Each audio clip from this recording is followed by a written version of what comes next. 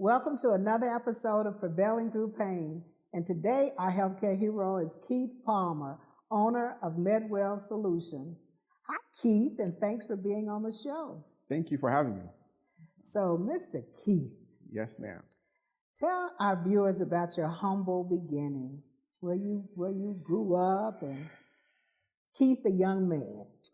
My humble beginnings started in the Bronx of New York City, and I was that stereotypical kid, meaning that I had an absent father, raised by my grandparents, and I look at it as, our being born already hit by two blows. One, being a black man, and two, like I said earlier, just having an absent father.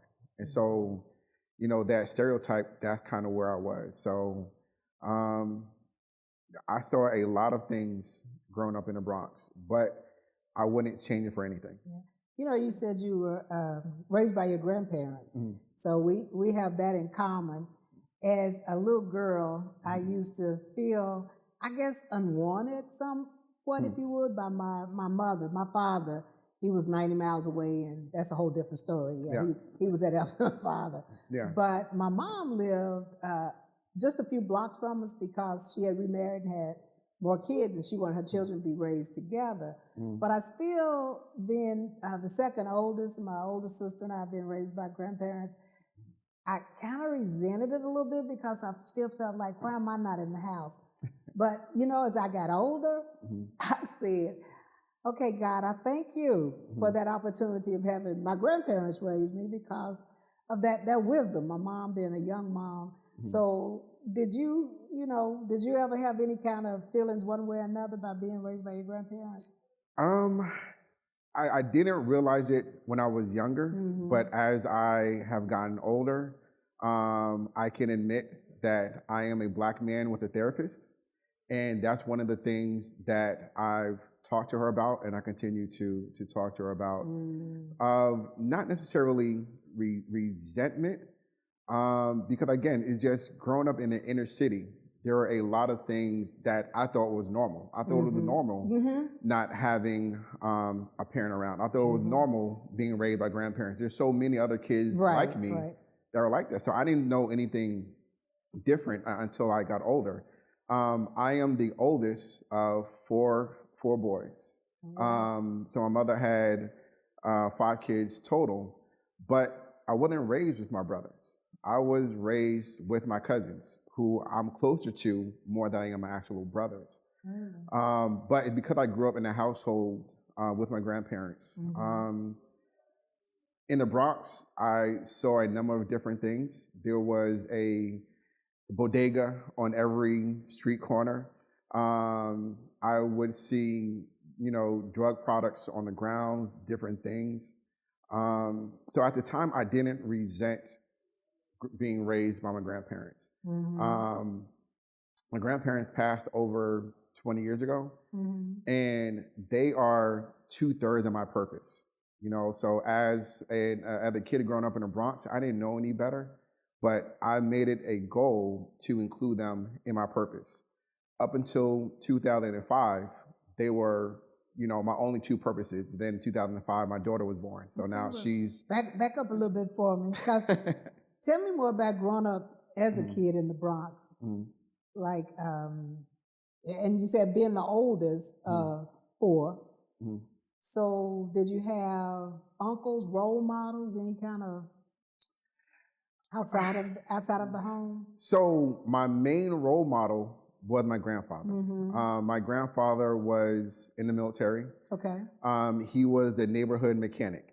Every weekend, people would come drop off his cars, and he would tinker, with their cars. And one of my regrets growing up, and again, I wish I would have done it, when I was younger, but I wish I would have been in the garage with him tinkering with those things. It would have made us a little bit closer. I mean, we were close, but it would maybe a little bit closer.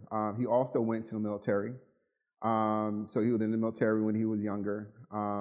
My uncles were in the military as well. And so growing up, they're in that mindset of, okay, let's go in the military. Mm-hmm. And so my initial role model was my grandfather.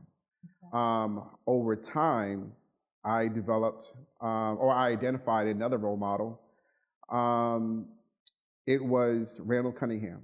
Um, in the late 80s, early 90s, where football was kind of big then as it is now. Mm-hmm. The Giants play the Eagles at least twice a year. And from that, I saw a black man at a quarterback. And so I looked at it like, man, if he can be quarterback, I can be whatever I want to be. About how old were you then? I was probably about, 11 or 12. Really? Yeah. So just kind of seeing that, Mm-hmm. and I was like, man, like I said, I didn't want to be a product of my environment. There's a lot of negative things that are going on. And so just seeing Randall Cunningham was one of those motivational factors for me. And I can say this is I'm glad that Randall Cunningham played for an East Coast team, and I'm glad he didn't play for the Cowboys because I would have been a Cowboys fan, and Watch out now. But one of my role models was Randall Cunningham because it was just seeing him being able to be a quarterback at that time. Mm-hmm. And I was like, I can be whatever I want to be. I didn't have a Barack or anything like that Yeah. to where I'm going to kind of mimic what they're doing. And so for me, I instilled that, if he can do it, I can do something along those lines, no matter what, my upbringing is or my environment. That is great. I think I was listening to you say that. As you said that, I was thinking, was there someone on television? But Julia, it was Diane Carroll played this role, Julia, as a nurse. Mm-hmm. So she was an African American nurse. Even though my aunt was a nurse, it was like just seeing this person on television, same thing. Because I thought, well, maybe I could be an actress, or maybe I can be. And it's funny as I think we all need hope. We all look, we always feel want to do better. A lot of times we don't know how to do better. And so I love that you saw something in someone, outside of the home, because I think we take our parents and grandparents for granted. We expect them to be able to provide, but a lot of times they're so busy trying to provide, they don't actually teach us, how to do it. And so to have a dream, someone to give us hope. Yeah. In which today, I'm going to say you are that hope for people, because they, the people that know you, they see what you do. But one thing I hope to gain from, having these podcasts where people can hear the Keith, that grew up in the Bronx, that didn't just come out being a business owner, but set those things in motion that led you to today. So with that being said, so you're still in the Bronx with hope. Yes.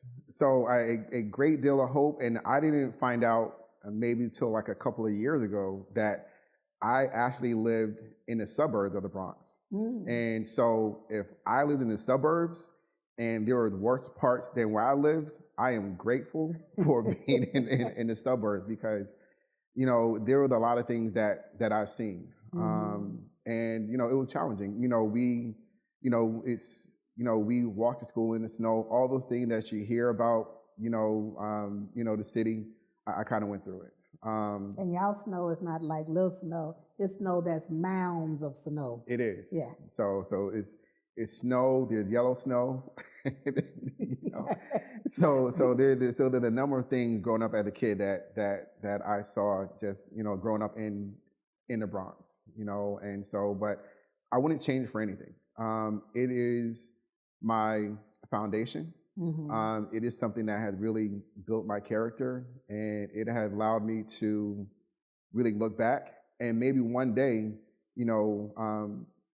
potentially give back to the Bronx or to other inner city children. So what age did you join the service? I was 18. Okay. I didn't have money for college. one of the things my grandmother always told me, and this will stick with me for the rest of my life, is she says, don't ever get left back. So my goal was don't get left back. So I was an average student, and like a long night didn't get left back, I was fine. But I knew I wanted to go to college. I knew I was very competitive, and I knew that I wanted to do something with my life, and I didn't have the money for it. And so I was like, well, you know what, the Air Force is kind of the path that I can do that on. So the military had the GI Bill. One of the things that is interesting is you've taken a kid from the East Coast, and I was stationed in the Gulf Coast of Biloxi, Mississippi. So that was a big change. You talk I'm about familiar culture. With Biloxi. You talk about culture shock. Yeah. It was shocking. I didn't know what to expect. All I know is, after I was there in Mississippi for a couple of years, people said, you talk really fast. And I was like, you talk really slow. Yeah, I'm a New Yorker, And so I adapted to that environment, meaning I had to learn how to talk a little bit slower. So people tell me now, it's like, well, you don't have an accent. I was like, yeah, you go to Mississippi for a couple of years and figure out what kind of accent you have. But yeah, so it was just a really big culture shock. Yeah, I found Mississippi to be, but I'm sure I was there earlier years than you. But I was like, and coming from Oklahoma, I was still like I felt like I had stepped back in time a little bit. So yeah. And I wouldn't say like I didn't know what to expect. This is somebody that had never really traveled beyond the tri-state area. New York, New Jersey, Pennsylvania. We've done, family road trips. I never really got to experience culture outside of that tri-state area. And so going to, Mississippi, I didn't know what to expect. But again, that is one of the experiences I would not take back.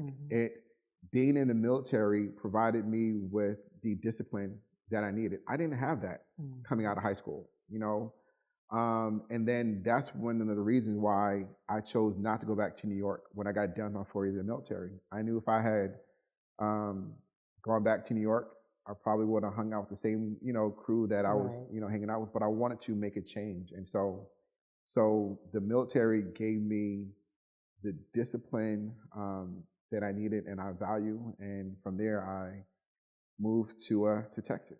Okay. You said you didn't want to go back and thinking back what your grandmother said about don't look back.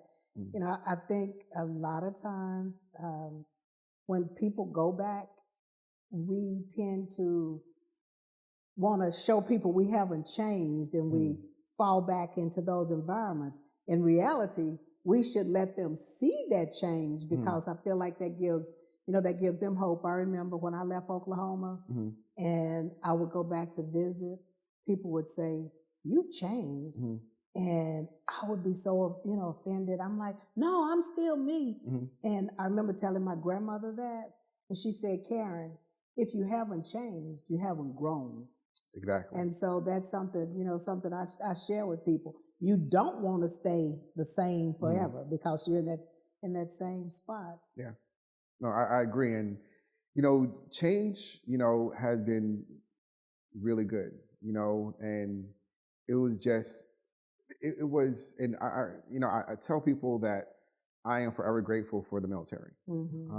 I didn't know what to expect. I knew that this was my path to get to my goal. My goal was getting my college degree. And I was able to achieve 2 of those. And so without the military, I may not, be here right now. Without the role models that I have, a grandfather and, seeing a black man as quarterback, I don't know where I would be, but those 3 things kind of instill something in me that, I'd like to probably one day instill in others, as well. I want to kind of be an example. I want to share my story. Like, you don't have to be a product of your environment. You can do things to grow, to better yourself. Why the Air Force? How did you end up in the Air Force? So I had uncles in the Air Force, a really close uncle who was Air Force all the way. And so that kind of helped me, with that decision. Um, Also, I didn't want the military to be a career for me. It was, I knew I wanted to do 4 years. But I knew two things. No matter what branch I went into, I'm going to make the same amount of money, whether it's the Marines, Army, Navy, or the Air Force. The Well, Air Force. and I was going to say, the reason I asked that question is my brother was in the Air Force, and the other guys that went to the service went to the Army. And I didn't realize until my brother died, and some of the guys that he was in the service with were talking about him, and they were saying that a lot of people, that the Air Force is the hardest one actually to get into because you have to have a certain set of skills. Yeah. So, and that's why I asked you that, because I'm letting you know, I know you had above average skills. Yes. Yeah, skill set to be able to get into the Air Force. Yeah. And it was just, again, not only having that above level skill set, you have to test really well on the entry level exam. Right. But again, I look at it as knowing like, hey, I'm going to serve my country. I'm going to make the same amount no matter what branch I'm in. But I was like, if I'm going to do this, let me be in air conditioning. And so the Air Force, we're not really out in the field like the Marines or the Army. I'm like, look, I can do my same job, protect the country, be a provider, but I'm going to do it in AC. Yeah, smart. And so so that was one of the reasons why that led me into the military, or led me into the Air Force. Okay. So, all right. So you got out of the Air Force, came to Texas. Yep. So got out of the Air Force, and I was debating about, going back home. My grandparents were still present in my life. Now I just dream about them. But got out the Air Force, and in the military, I was a surgical tech. And so I trained as a surgical tech, and I was able to get a number of different job offers. At the time, you put I think the internet was kind of coming into reality, and I had my resume posted. I think I was getting job offers in different states. But I was like, well, you know what? I've been to Texas. I did basic training in San Antonio. And so I was like, let me just kind of go to Texas because I got a job offer out there. And so that kind of helped my decision. Plus, I took a number of different factors into play as well. Knowing that I was financing my own education, knowing how much I was getting from the GI Bill, I was like, well, the cost of living is way cheaper in Texas than it is in New York or other states that I was getting job offers at. So I was like, you know what? Let me take my talents to Houston. And that's what I did. And so this job allowed me to work every weekend, Friday, Saturday, and Sunday. So I had no social life, but I was in school Monday through Thursday. I was doing 15 to 21 hours per semester. I did 3 internships. And so just really factoring in, the cost of living is what brought me to Texas and to Houston initially. Okay.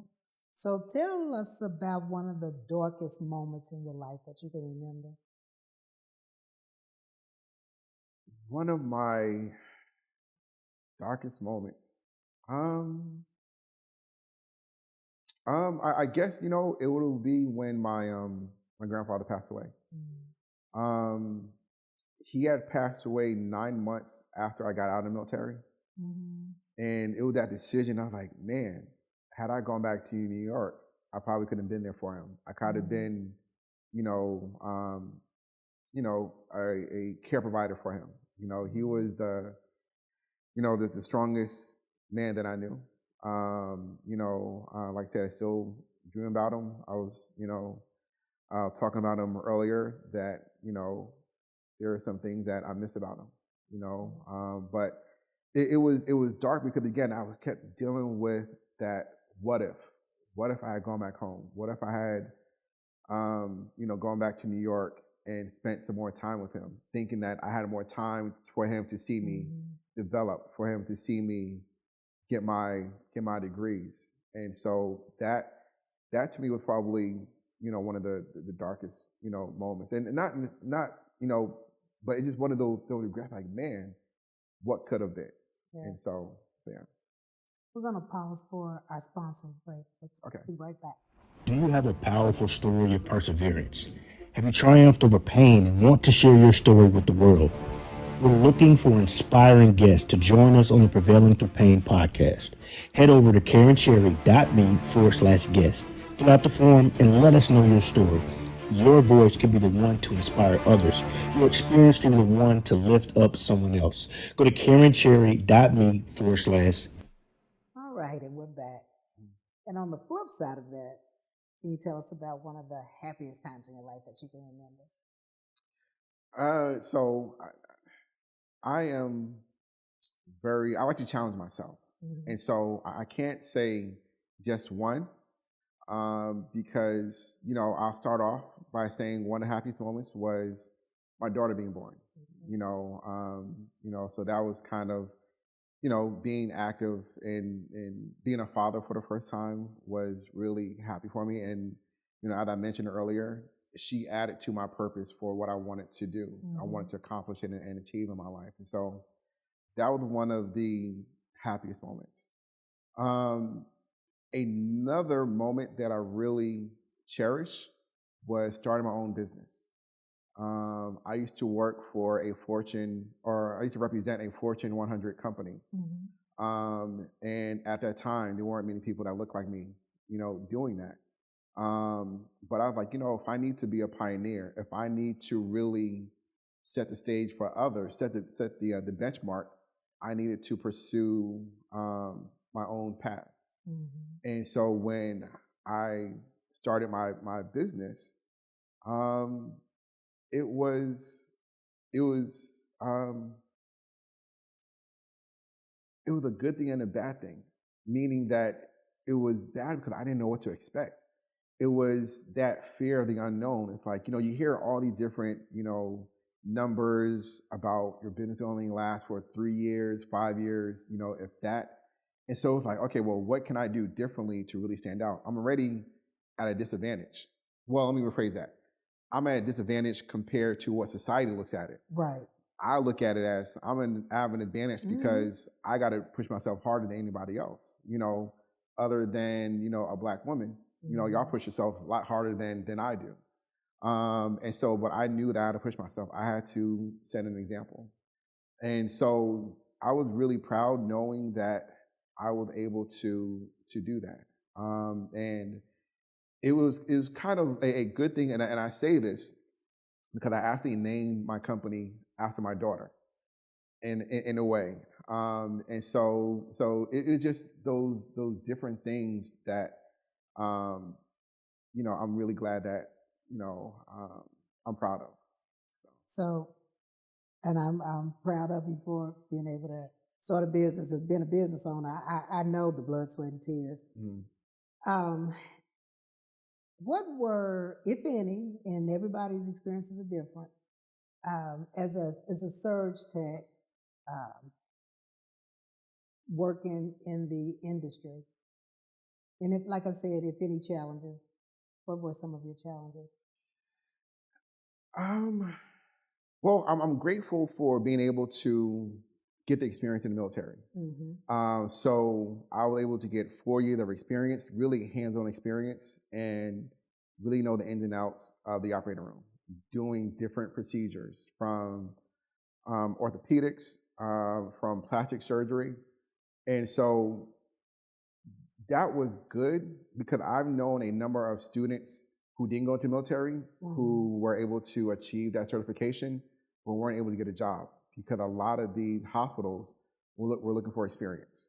So getting that experience in the military really helped me out. That was on my resume, and that allowed me to really get different job offers, over time.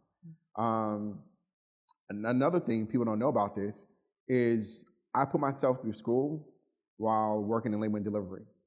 And so I worked, helped delivering with natural birth. So you don't really see many men doing this kind of stuff. And so, but again, I was doing what I had to do to get my degrees. Okay. And so working labor and delivery, I was, the first assist for emergency C-sections and sometimes scheduled C-sections. So I'm very well rounded in And the that was clinical here setting. in Texas? That was. So my introduction to healthcare in Texas, I was the director for sterile processing department.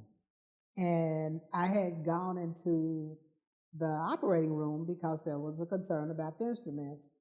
And there was an African-American male that was a surge tech. And I guess they were short in that room. And so they called him to come to work.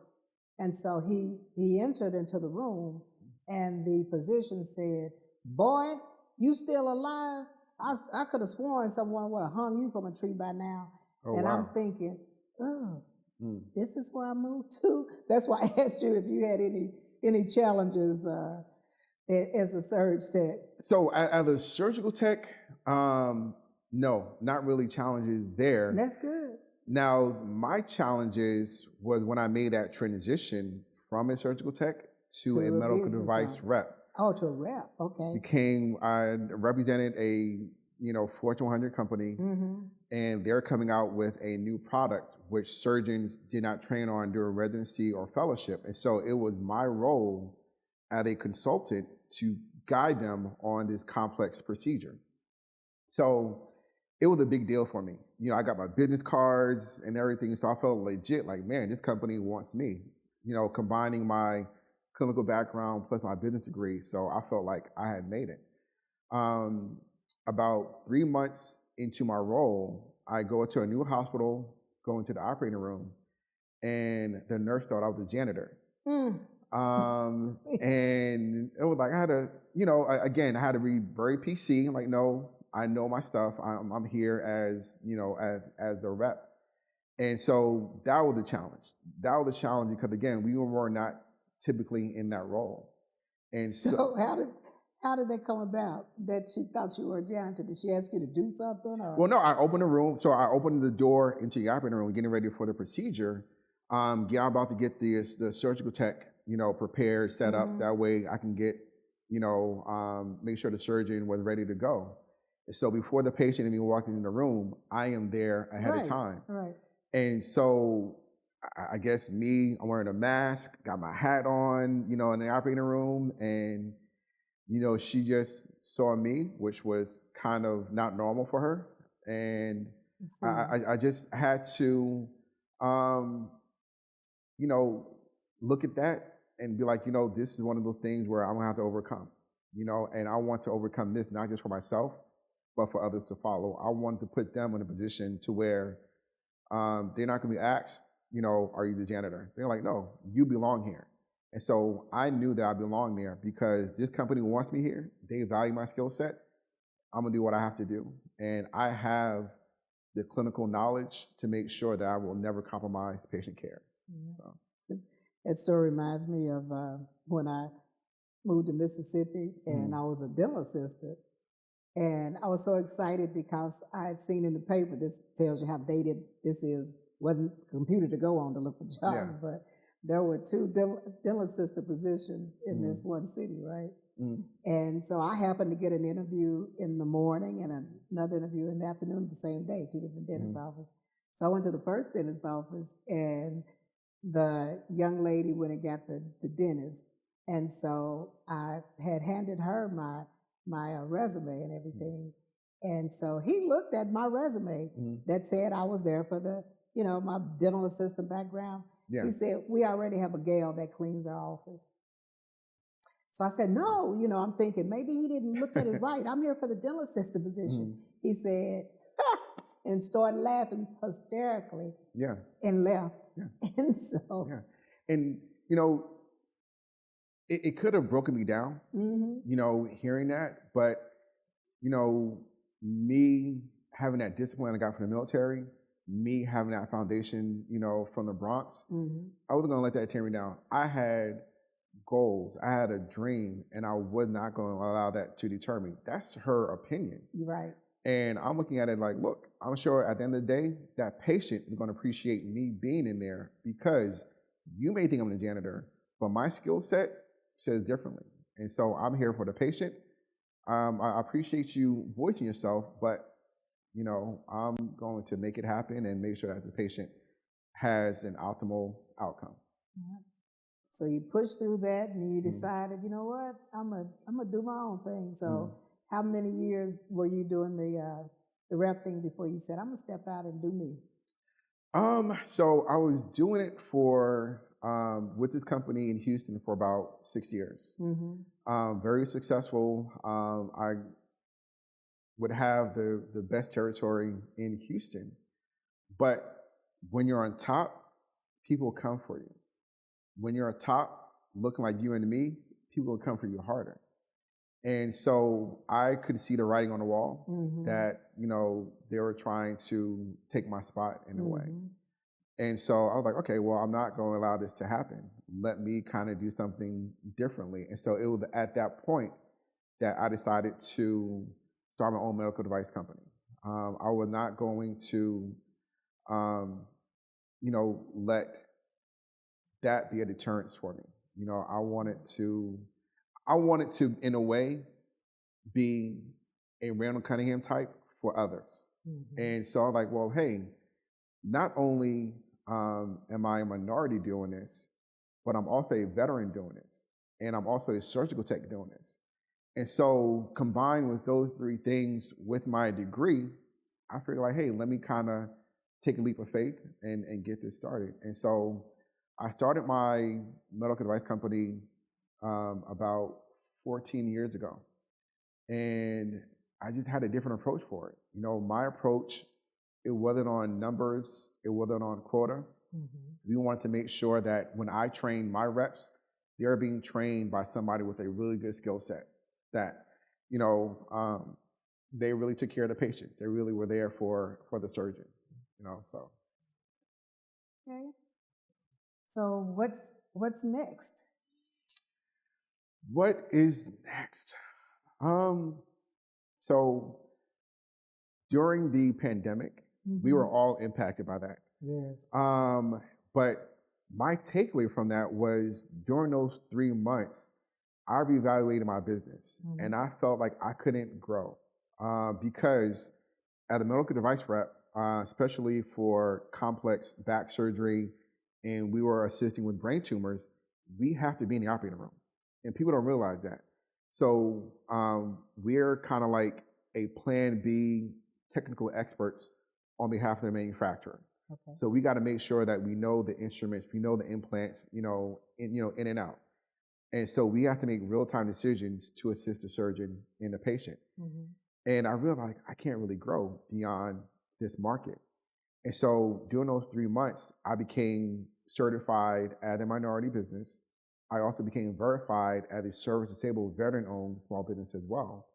And so I did that, got those certifications because I had all my eggs in one basket.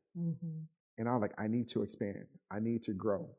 And so over the last 12 to 18 months, I've been positioning myself to expand my business into other markets, doing other healthcare supplies, doing different businesses.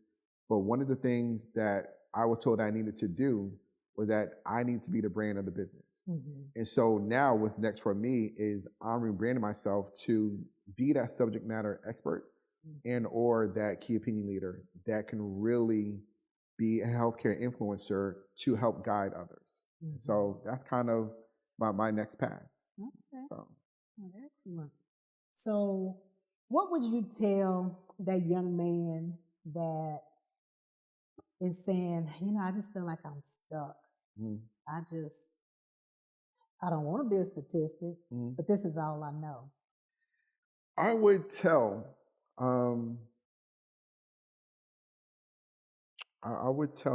a young Keith to look into getting a therapist sooner. We've all heard, the things about, Black men don't need therapy. Black men shouldn't have cats. Well, I do both. I have a cat and I'm a Black man with a therapist. And so I don't believe in being put in a category. And so I would tell myself that, seeking therapy is a powerful thing. I just recently discovered it, maybe less than 6 months ago, but there's power in that. There's power in talking to somebody about these different things. Somebody is not going to judge you. If I had that sooner, I could have dealt with the loss of my grandfather a lot sooner. I could have managed relationships a lot better as well. And so I would have told myself, get therapy. Don't listen to what the naysayers, they don't want you to do better than them. So I think I would have, I'm a proponent of therapy. I am a proponent of self-care, as well. So I'm like, yeah, you know what? Who knows where I would have been if I had gotten that sooner. I think I'm doing well right now, but imagine if me talking to a therapist now or then could help with my business, meaning that just somebody to vent to. We always talk to our partners, talk to people, and they all say, hey, this is a safe place. It's a safe place until. Until it's not. Yeah. Until. Wait, you're going too far. You can tell me anything. It's a safe place. Yeah. But let something happen. Now they want to be like, well, I thought I can tell you everything. Now they want to use what I share with them against me. So I've learned that a therapist can really help with those kind of things and help advance me in many different things, like I mentioned earlier, from life, relationships, to even being a better father, and even getting over the regrets that, you may not have been in the garage with your grandfather, but it's not your fault. You didn't know what you didn't know. So. Yeah, no, that's good. I too, Black woman that believes in therapy. And unfortunately, I went through therapy earlier in life because of a bad relationship. But I'm grateful for that, because where you said being able to talk to people that aren't going to judge you, and they're getting paid to listen, but still being able to get all of that out. So I encourage anyone that is struggling, and most jobs have, what is it, employment opportunity, whatever, EOP, I think it's EOP, employment, whatever. But anyway, that you do take advantage of that. And be able to get out whatever it is that you need to get out to move on. Yeah, and I did recognize that, I may be, paying. EAP, I'm sorry. Yeah, I may be paying the therapist, but getting a good therapist, somebody that's not on the clock. And I think that's what I have right now. So I found a good therapist that, we talk, when that 50, 60 minutes is up, if I still got to continue on, she's not stopping me. And I think, a lot of times people hear the negative things about therapy. Oh, there's on the clock. No, just find your due diligence and get a good therapist that really understands you, that really, we don't, and I say this because we don't talk about anything more than 3 sessions. If you go beyond 3 sessions, then she hasn't addressed what I want to talk to her about. And so it's just, again, trying to find a good therapist. Yeah, it's funny. I found a young lady probably about 7 years ago that I wanted to talk to, and she said, why are you even in here? She said, because you already know what you need to do. And I said, I don't feel like I can talk to my family or my friends, so I feel like I can, you don't know me, and I can talk to you. And then it got to the point that as I was going in there, and she said, now, you're going to do paperwork, because now you just come in here and we just talk. And I said, I know, but I enjoy it. So you're right. A good therapist can be a good sounding board, or, a good confidant, if you will. And it's a good outlet. It's a good release, because, and I think over experience and over time, you learn that you can be vulnerable with my therapist. If I'm vulnerable with the person that I'm with, and I share things with them, let me mess up one time, they're gonna bring it back to me like, like, man, I shared that with you in confidence. But so I would tell a young me to seek therapy at a younger age. And even advise. I was gonna say, if you're thinking about going to school or something, you don't know what to take in school, which was my thing. I went and talked to to an advisor to help me, direct me in what I could do with whatever different degrees were. But yeah, I applaud you for being able to address those needs that you have. And like you said, I'm a man. Yeah. I'm a real man, and I got a cat too. Yeah. And so, yeah. So tell our viewers where they can find you. They can find me, Keith Palmer. My website is medwellsolutions.com. I am also on LinkedIn. I am getting better at my socials. My Instagram is keithjpalmer.kp. But that's only now. You have to stay tuned to kind of what we're doing to see my other socials that we're putting in place.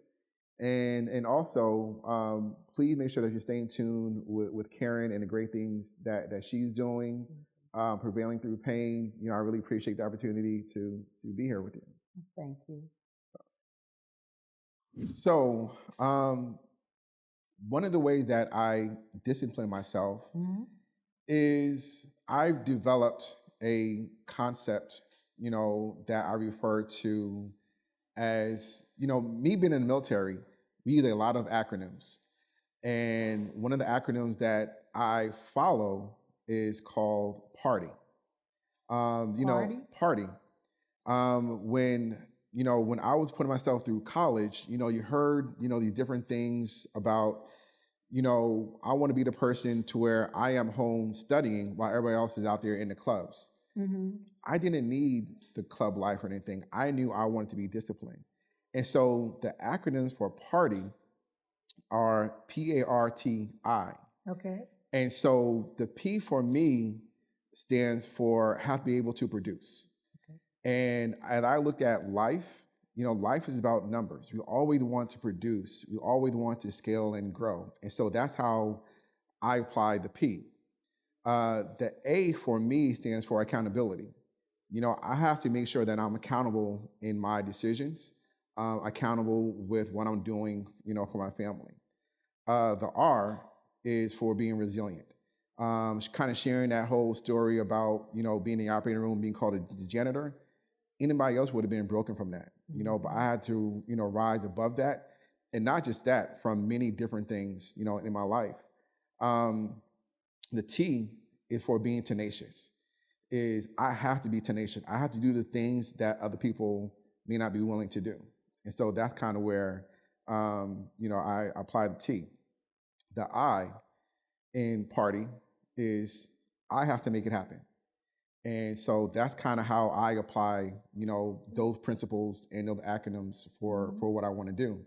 And I kind of want to share with you is this is kind of a coin that I want to share with you. This is kind of my business card. This is the first one that I've actually given out to somebody. This. And so if you look at it, it says, make it happen. And so that's kind of how I inspire myself to continue to make it happen. And so again, it's along those lines of the acronym of, at the end, I have to make it happen. So I love this. This is for me? That is for you. Thank so you. that was the first one that I've actually given to somebody. So thank you so much. So Keith, thank you so much for this, and thank you so much for being a part of Prevailing Through Pain and telling your story. And thanks for all that you do for our industry. Thank you very much. Thank you.